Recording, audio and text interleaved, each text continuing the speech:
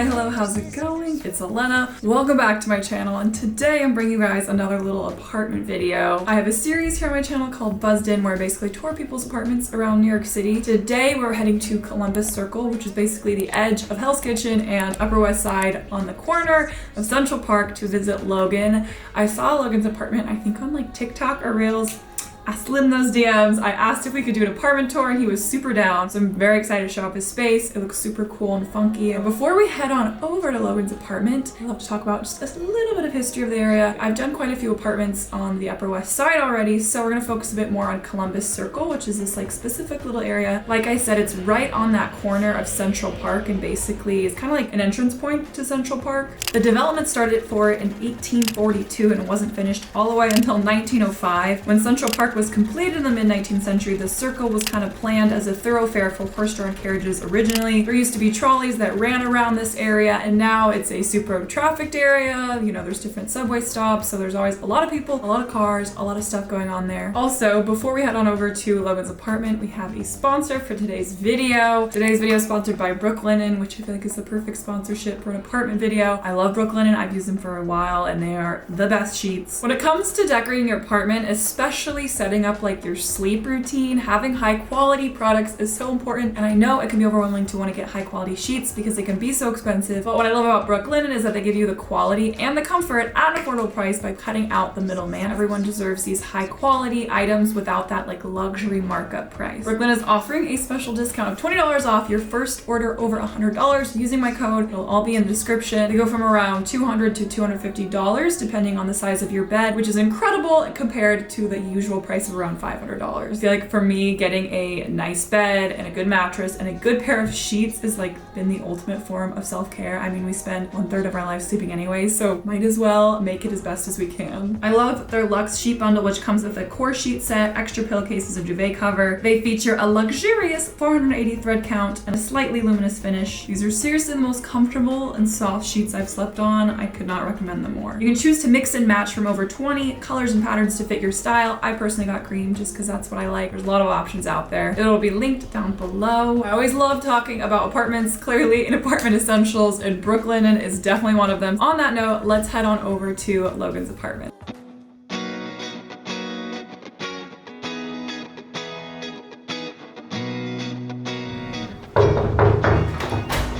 Hey, welcome to Columbus Circle in New York City. I'm Logan and welcome to my space.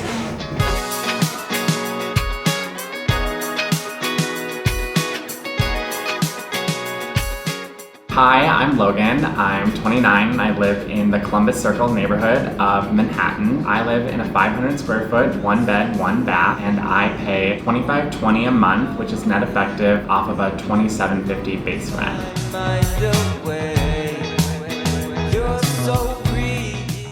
When I got this apartment, I had seen this vision before I saw anything else. Like, I knew I wanted this mirror on this wall with a black background. This is the pond mirror from Firm Living. It took forever to get to me, but it was worth every single day that it was late. It's such a unique piece in itself. I thrifted this fun little vase and threw in some fake eucalyptus. And then this is a fun way to jazz something up. This is like your standard bedside table from IKEA, but I also got this doorknob from a Zara in Sweden, and it kind of like gave it new life. So just threw a few books down there. Welcome to my living room.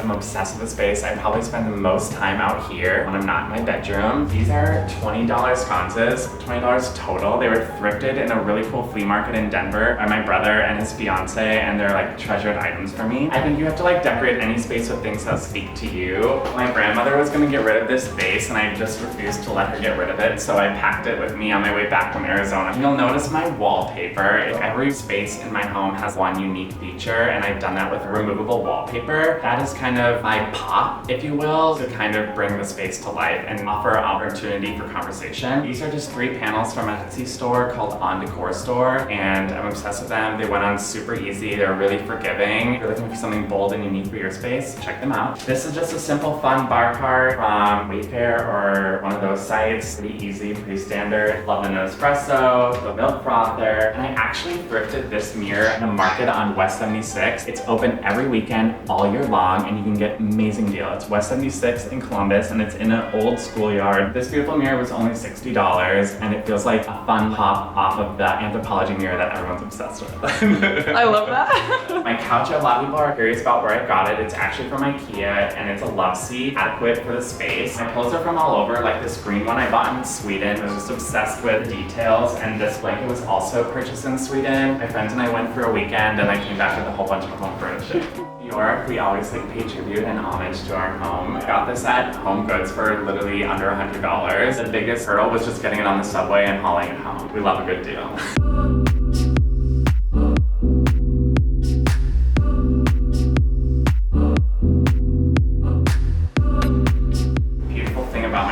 Is this unique table. I actually got this also at IKEA. It can completely fold down to this like middle modular section, so both sides will completely fold, the leaves will go down. And there's 3 drawers on either side, offering unique storage for all of those random things that we keep in our kitchen that our Manhattan kitchens do not allow for us to keep in there. And I also knew I wanted mid-century modern style chairs, but I didn't want to pay that price. So I actually started Googling inspiration of what I was looking for, and when I found the structure or the style I was looking for, I went to Amazon and I was able to find these, and total the 4 chairs were $300.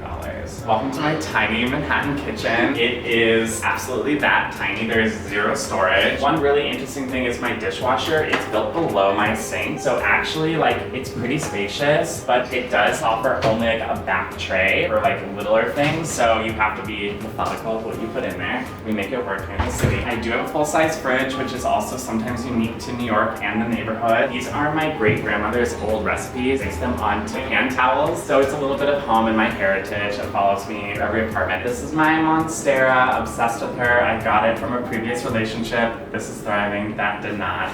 I got this little print in Asheville, North Carolina at a little art store. I was just drawn to the colors and the unique lines. I knew exactly where it was gonna go when I purchased it. I got this plant, it was maybe a quarter of the size just a few months ago. I knew it needed a better home, and I loved this planter. I got it on Etsy.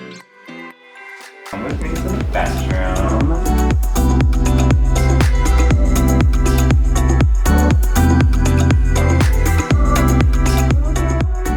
Some fun pieces I got. These were each $1 at the Minnesota State Fair. It was an artist that was printing on dictionary pages, and I was obsessed with the look. So before we jump into the bedroom, I'll just show you my bathroom space. I did also pick this up in North Carolina when my friends and I were visiting an art craft fair. This was $5 and just like too cute to pass up. Bathroom is nothing crazy, but it does leave a beautiful big standing shower. So this bedroom comes with 2 closets. This one I use for just a lot of my like winter coats and my dog's things. I also have this one, all of my like regular clothes and my day-to-day things. This is like my workspace. I do a lot of my freelancing here, so I try to separate the spaces that I'm working in, like creative corner and like my day-to-day business stuff out there. I'm a better person because of my Peloton, and I'm grateful to have the space for it. A fun feature, again, about my apartment is this wall is also removable wallpaper. What my brother and I did was we hung each panel up to a certain degree, and then we put a string in each corner, and then I X-Actoed down from corner to corner, and then we peeled it away. And I almost feel like it doesn't even need art necessarily behind my bed because the wall itself becomes art. I invested in nice pillows during the pandemic. The throw pillow was actually a gift from my friends as like my 4th year of living here. I'm obsessed with it. I've never seen anything quite like it. It's fully embroidered. This art piece actually has a unique story. I was on the subway minding my own business, and I got a tap on the shoulder, and a man had drawn me. He just was drawing people all throughout the ride, and I hadn't even noticed him until he tapped me on the shoulder. I treasured it, and it's been by my side ever since. That is so cool. Unique New York. I love that.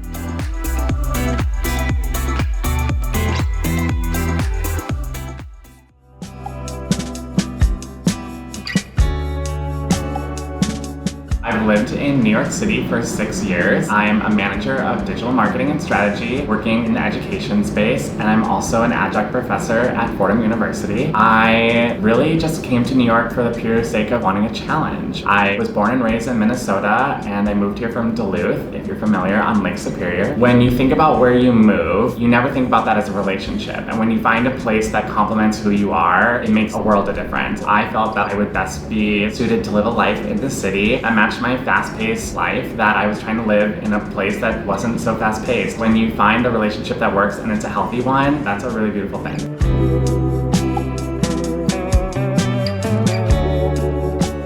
My favorite advice about decorating your home, two things come to mind. One is thinking about sightlines. When you start to move through a space, how does everything work together? I also really encourage like shopping in places that you aren't like totally mainstream. A lot of my stuff is bought on Etsy or in small shops throughout my travels. They spoke to me and now they found a home in my space. Once you start to assemble things that speak to you, your space will start to come together, but it all comes through with purpose.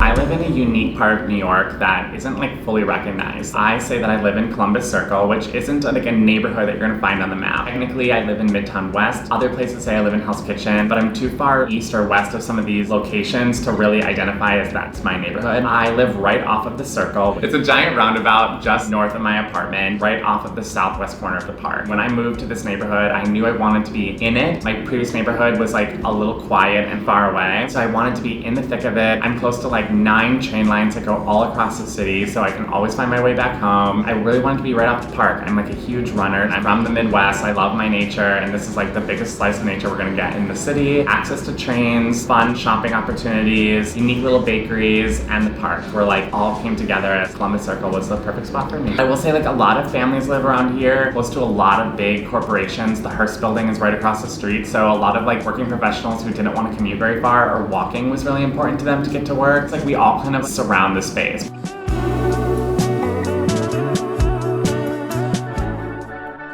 My favorite part about New York is the people that live here. And I will say that because I never resonated with a group of people in this community more than I have in any other place. We're all here for a purpose, we're all here for a goal, we're all here for a unique identifier to our lives, and we're here pursuing that. When you move to a place where people are constantly pursuing your dream, it pushes you hard. Nothing about this city is easy, but we didn't move here for it to be easy. We moved here to accomplish a goal. And I think when you start to surround yourselves with like minds and find the unique parts of the city that speak to you, it's an experience like no other, and I think you really can't fully appreciate what the city is until you're a part of it.